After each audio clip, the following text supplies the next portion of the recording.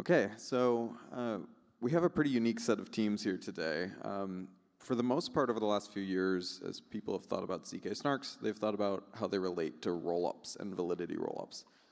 But I would say in the last 12 to 18 months, there's a handful of teams that have started exploring what it looks like to use snarks for creative applications beyond rollups. And I think this panel represents a lot of those teams. Maybe we could talk a bit about some of the unique opportunities that introduces, why we think it's interesting and compelling, but also some of the challenges that come with it. So one of the first things I think we can start with is just like a motivating question around ZK and the trust assumptions. Sort of inherent in your interest in ZK is the belief that like trust is very important in blockchains.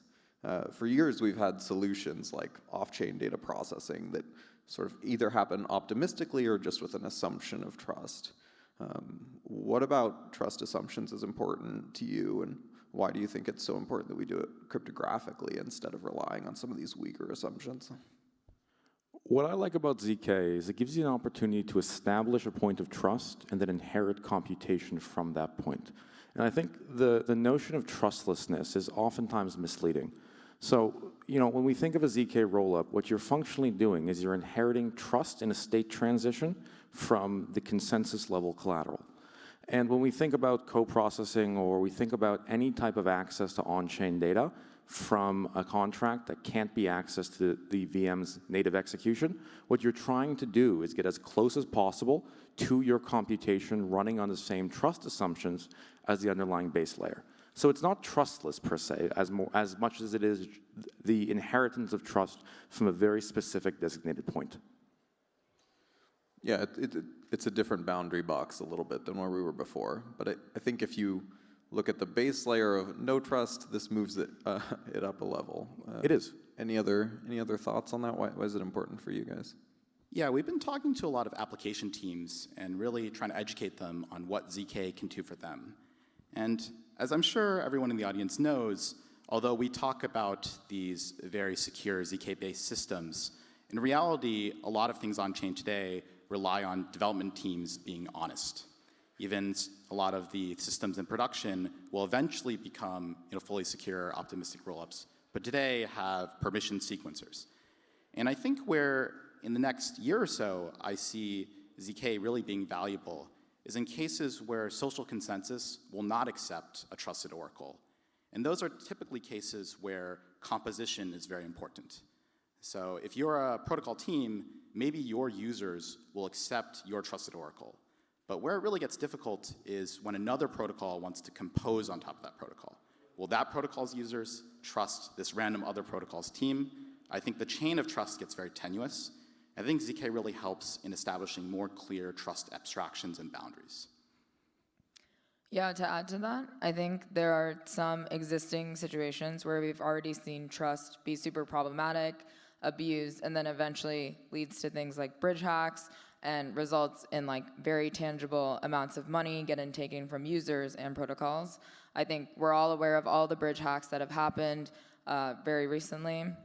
And I think in those situations, it makes it really clear why the existing trust assumptions of multi-sigs or whatever other mechanisms they currently use aren't acceptable because it has already led to material loss.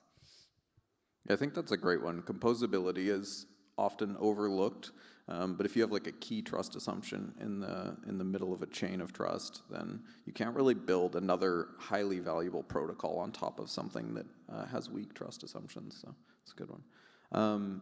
Yeah, and so sort of implicit in that conversation was an attempt to do it a bit differently than we've done it in the past, to avoid some of the bridge hacks that have happened, help improve composability in protocols.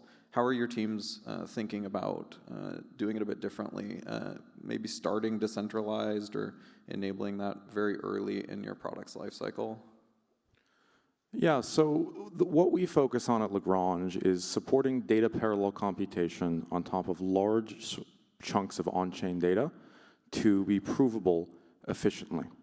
So broadly speaking, when we think about the space of on-chain data, we're functionally constrained by the ability to access from the execution layer the majority of the state that has been created in the canonical history of a chain.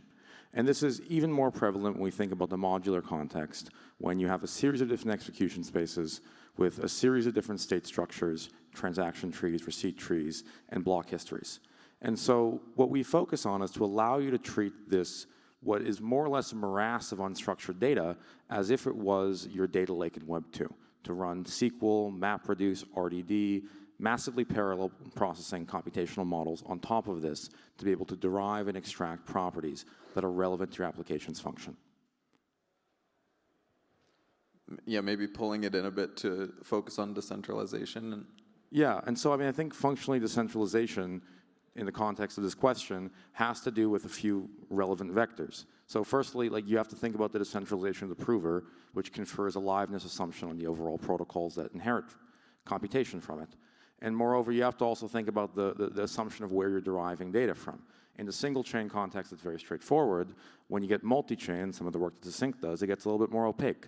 You know, you have to derive data, ideally from the underlying consensus of a source chain or from as close a proxy like a light client as you can get to that.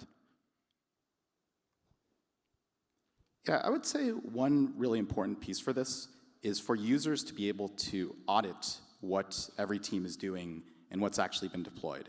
Like, I think that the four of us on stage here can talk all we want about how our teams have a security mindset and all the things we're doing. But ultimately, users actually have to be able to verify and put our systems to the test. So I think there are a lot of things that go into that.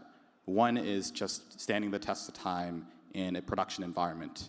The second is having a lot of transparency around code base being open source, having a reproducible build for any verify or redeploy on-chain.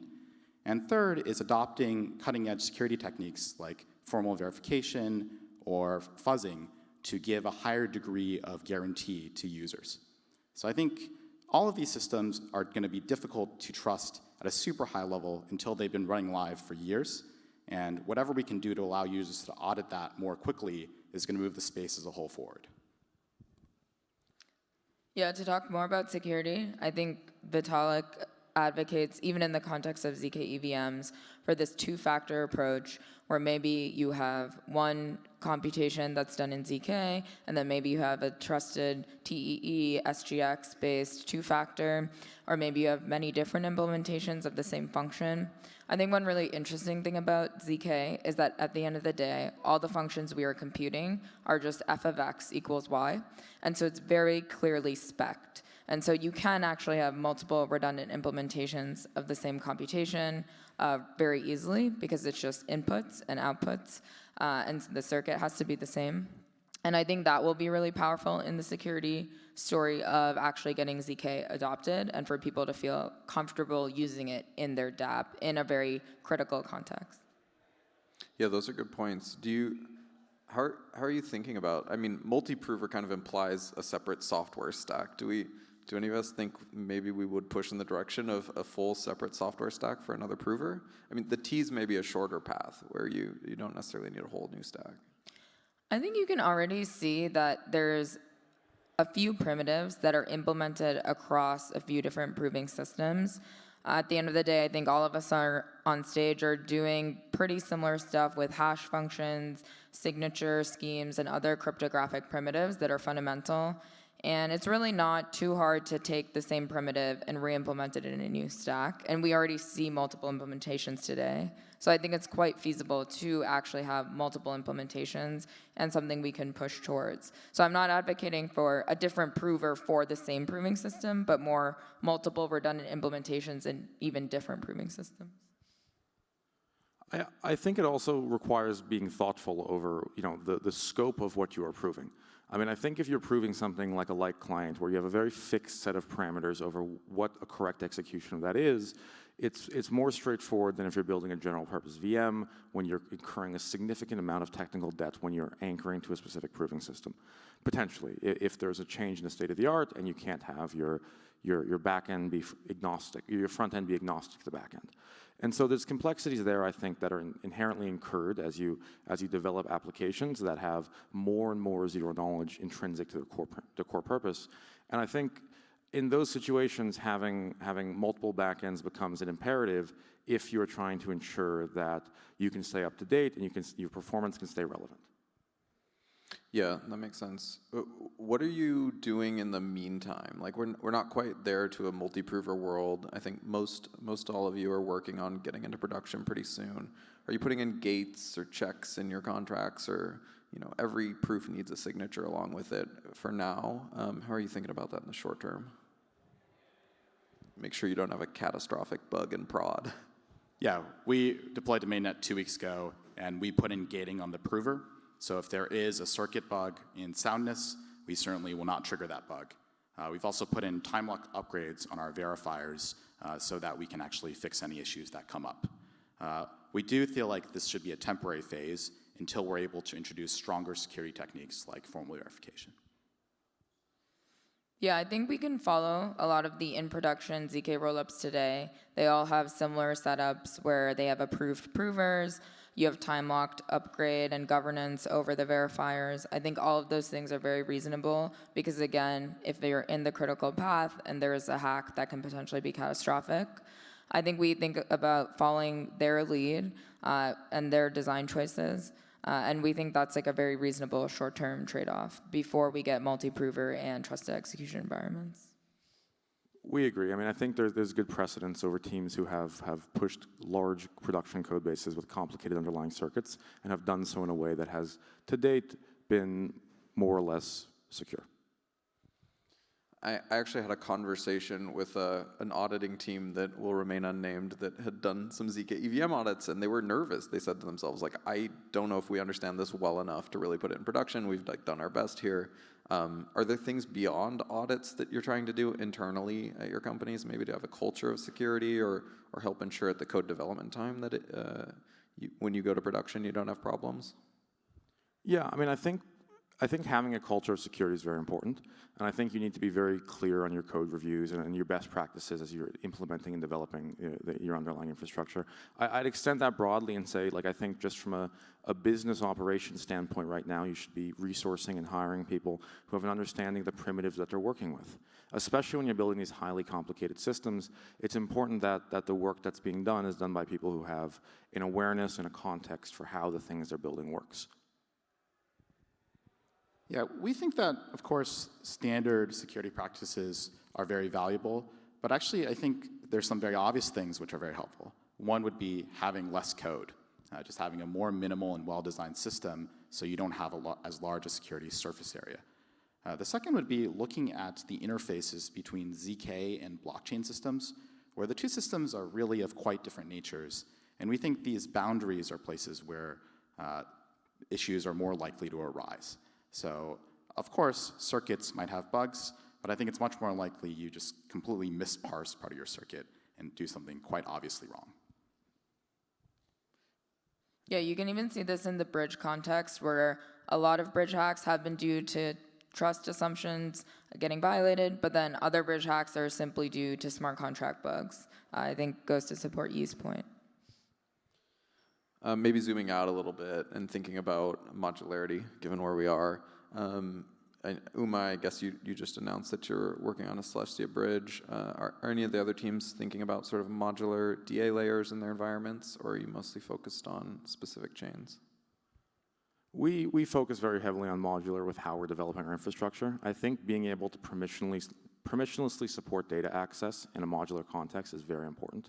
I think especially as we see a proliferation of new execution spaces, whether those be roll-up as a service providers or L3s on top of existing scalability solutions, I think it's very important to ensure that in terms of state access, that you're not constrained by the ecosystems that you're interoperating with or interacting with principally. Yeah, we're currently focused on EVM, but I actually want to point out another aspect of the word modular that I think ZK is very useful for. If you are able to use ZK introspection onto the state of chain as part of your application, you can sometimes dramatically simplify the on-chain architecture of your smart contracts. Basically, you don't need to be recording a lot of extraneous information into state that you could later read using ZK. And so we think that this can contribute to a trend in smart contracts actually getting more modular. Yeah, I agree with that. I think state access on-chain has led to development practices that if you had principally better data access or principally better compute on top of that data could be alleviated. And I think if we look at like optimistic rollups and we look at the bisection game there, there's things there that can be simplified drastically, I would argue, reducing some of the implicit security assumptions to it. Cool. Let me think if there's anything on that topic. I guess, yeah, one of the challenges of having like a proof or a light client built off of a given chain. I mean, in L1, we can kind of assume there's a lot of economic stake behind this this root of trust. When we go into a modular chain ecosystem where you have a root of trust that maybe has lower economic state or longer times to finalize, I think that introduces a challenge in the level of trust you can put in that. How are you alleviating that problem? I think, Lagrange, I know you've published some thoughts on state commitments, and I think this challenge will also impact Axiom as you guys try to look at other chain ecosystems. Yeah, I think the core challenge is essentially, although, let's say, an optimistic rollup might have a longer finality period, let's say 7 days, users really demand some sort of weaker guarantee that can hold much faster. And so we think it's actually more appropriate to leave that sort of guarantee to the application. If you're trying to withdraw $100 million from Optimism, maybe you should wait 7 days before someone else accepts it. If you're trying to play a game on Optimism, who cares? Just accept it. And so we think it's important that for the end user, the guarantee that you're precisely offering is extremely clear. I think part of the complexity with having a clear guarantee for the end user application is that it opens the design space up for less transparent infrastructure providers to have opacity over the underlying design decisions of their protocols. And this is, I think, the concern with a lot of cross-chain protocols today that originate messages from optimistic execution environments. And so one of the things that our team works on is using existing Ethereum validator-set collateral with EigenLayer to be able to assert an early degree of economic attestation behind the validity of a purported state transition for an optimistic rollup.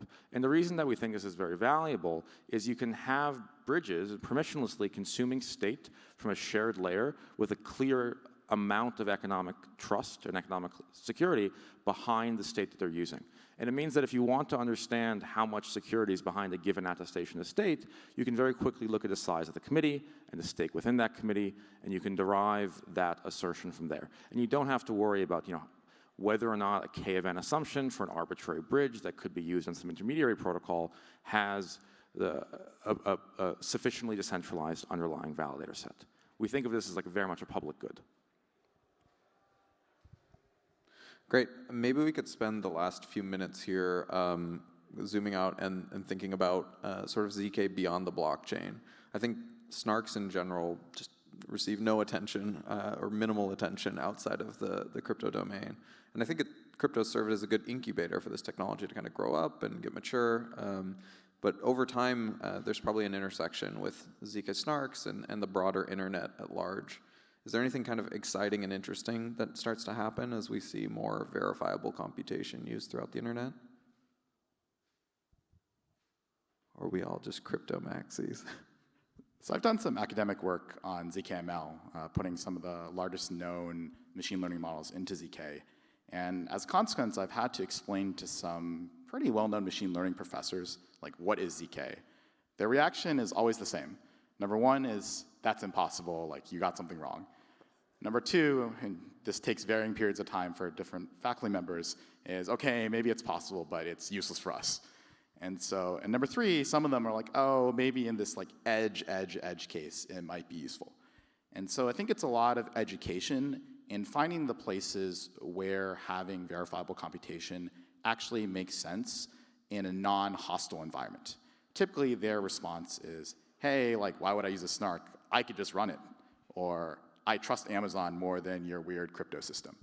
And so I think it's very sobering in showing us that as a space, we need to be delivering real-world value that's exogenous to this relatively insular crypto world. That said, I think one trend that pushes a lot of people I know who've been bearish on crypto, bearish on ZK forever to be very interested is the rise of AI. People are very worried about spoofing, about deepfakes, and they really want a notion of provenance to exist. Just the other day, I called my bank to verify my identity for a wire. I'm pretty sure that's just not going to be a thing in a couple years. And I think people are very hungry for a solution, and I do think ZK can play a role in that. I think use cases like ZKML and WorldCoin are an interesting case where they are in crypto, but they're also kind of bridging the real world, and it's a very real world application of ZKML. But of course, also WorldCoin is going to be settled on an OP stack rollup, and so they are actually using a lot of crypto properties as well in their system. I think use cases like that straddle the real world and the crypto system are really important and what really excite me. And so looking forward to more of those. I'm sure there's more ZK-ML use cases for similar or new sorts of products like that. And one thing I'd also add is I think when we think of verifiable computing crypto, we have a tendency to think principally about the succinctness of the computation. And we don't, I think most of us here are not talking most about the ability to compute verifiably on a private set of inputs. And in the Web 2 context, there's a lot of examples of where that is and will be highly viable. And I would say, if we think about like enterprise transfer of data and the inability for a lot of Web 2 companies to have effective orchestration of computation across shared data assets to mitigate fraud, to have better user experience and customer experience, like the fragmentation of data within major companies today makes it very difficult in financial services and the healthcare sector for there to be applications that can act in the best interest of the underlying user base while still being able to preserve privacy of each of the enterprises that has that data. Cool. Are we doing questions? I don't know. Okay. I think we're pretty close to time, but I also think we're wrapping up the end of the conference. So maybe we could do a few questions from the audience.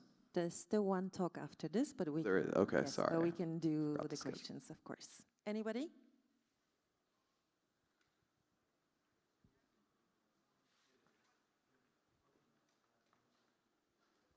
All right. Okay. Anna, maybe you want to say something. We don't bite.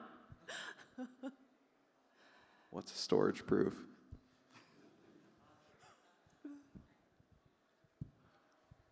Yeah, just a general question about how much more efficiency gains do you think there's left for ZK proving systems? Like from here, is it a 10x, 100x, is it like a 2x?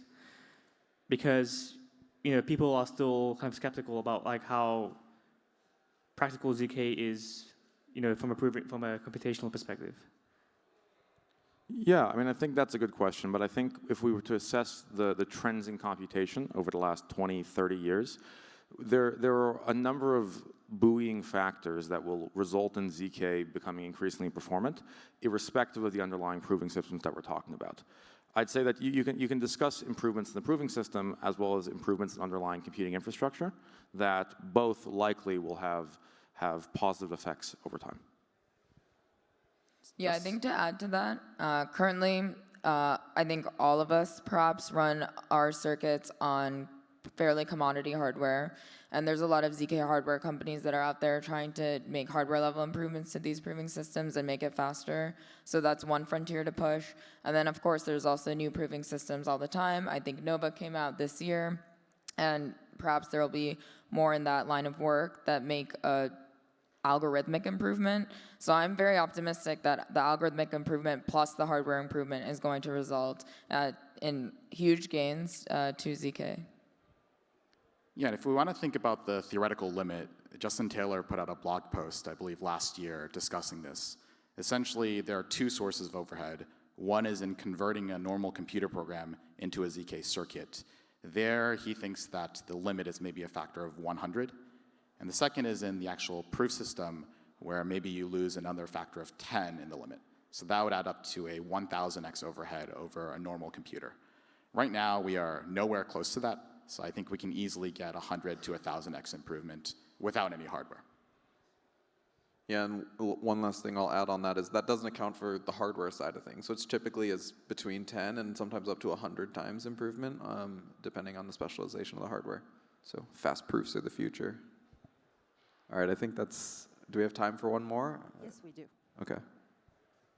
Thank you. So, as someone who's been on a team who's seen, developers probably not elegantly put data on chain, and they're just pushing a lot there. I'm very excited for this idea of what you guys, calling co-processors. Any predictions on how long it'll take to make the switch from these very inelegant on-chain protocols to, these, in my mind, much more elegant protocols? A year, 2 years, 3 years? Like, how long do you guys think that switch will take? I think the principal constraint there is twofold. I think there's developer adoption, and there is whether or not developers feel comfortable altering the paradigm and the function of their application to now include new primitives, irrespective of how secure those primitives may be. I would say, secondly, there's the question over whether or not there are clear instances on chain now where there are applications that could leverage better data access and will leverage better data access in changes that they will make to their underlying infrastructure in a shorter period of time. I think another factor that comes into play is really social consensus. I think right now, it's frankly still pretty difficult to have trustless versions of a lot of the things that developers just putting up the number on chain for. I think once it becomes easy enough, users will start demanding it, and it's something that we'll see slowly and then suddenly. Okay. Thank you, everyone, for your time, and enjoy the rest of the conference. Thank you.